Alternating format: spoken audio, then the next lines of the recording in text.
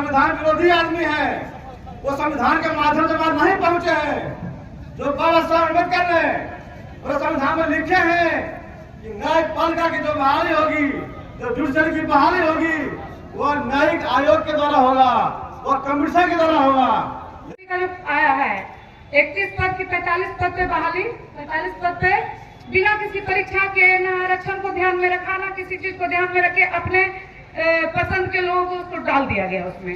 अगर यही स्थिति हम लोग अभी भी एकजुट नहीं हुए तो यही सरकार तो यही चाहती है कि हर पद से हम लोग हट जाएं और उनके सारे मनुवादी विचारधारा के लोग हैं सब काबिज हो जाएं और उसी तरह से हम लोग के गले में घंटा और कमर में झाड़ू से बांध दिया जाए। अगर अभी भी हम लोग नहीं चाहते, एकजुट नहीं हुए तो ये वो दिन दूर नहीं होगा जो आप लोग को समझ में भी नहीं आएगा और देखते देखते हम लोग को फिर से गुलाम बना लिया जाएगा। तो इसलिए अभी हम लोग को समय है, इस आंदोलन को और कड़ा रूप हम लोग को देने की जरूरत है। बहुत खुशी की बात है, बहुत अच्छा लगा आज कि आज किसी भी दलगत जाति भावना से ऊपर उठ के जितने भी संविधान को मानने वाले लोग थे सभी लोग मिलकर एकजुट होकर यहाँ पहुंचे हैं और हम लोग अपने एकजुटता का परिचय दिया है सरकार को। और इसी तरह से हम लोग अगर हमेशा एकजुट रहे तो ये सरकार क्या कोई भी हम लोगों का कुछ नहीं बिगाड़ सकेगी। इसलिए आप लोगों से भी मैं रिक्वेस्ट करना चाहूंगी, 4 महीना पहले जो चुनाव हम लोगों ने लड़ा उसमें घूम घूम के सबको समझाने की कोशिश की, देखिए आरक्षण हम लोग का खतरे में है, आप ऐसे सरकार को चुनिए जो हम लोग को आरक्षण के पक्ष में है, आरक्षण को जो संभाल के चलेंगे उनके वैसे सरकार को चुनिए। लेकिन बहुत लोग भटक गए जो आरएसएस का मुखौटा लगा के दलित का रूप अपनाए हुए हैं, अपने आप को दलित कहते हैं लेकिन चलते हैं आरएसएस की बात पे, उनकी बातों में बहुत लोग बरगला के आ गए।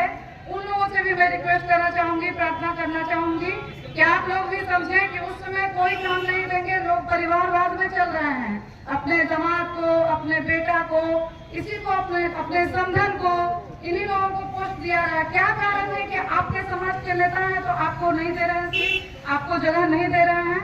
तो ये सब समझने की जरूरत है और अपने संविधान को बचाने की जरूरत है, नहीं तो वो दिन दूर नहीं है जो आप लोग किसी को नहीं बख्शा जाएगा। अगर कोई सोचता है कि मेरे नेता इतने बड़े हैं हम लोगों पे कोई प्रहार नहीं किया जाएगा तो संविधान सबके लिए एक है, हर लोग उसी संविधान के अंदर आते हैं और उसमें हर कोई पिसेंगे। इसलिए आप लोग से भी रिक्वेस्ट है कि आप लोग समझें कि कौन हमारा हितैषी है, कौन संविधान को बचाने की बात करता है, कौन संविधान को सिर्फ दिखावा करते हैं कि दलित है लेकिन वो संविधान विरोधी है। आप लोग तो खुल के देख रहे हैं कि आप जितेंद्र मांझी सपोर्ट किए हैं, जो क्रीमी लेयर का फार्मूला है उसको सपोर्ट किए हैं। तो मैं आप लोगों से पूछना चाहती हूँ कि किस आधार पर वो अपने आप को दलित करते हैं, है ना?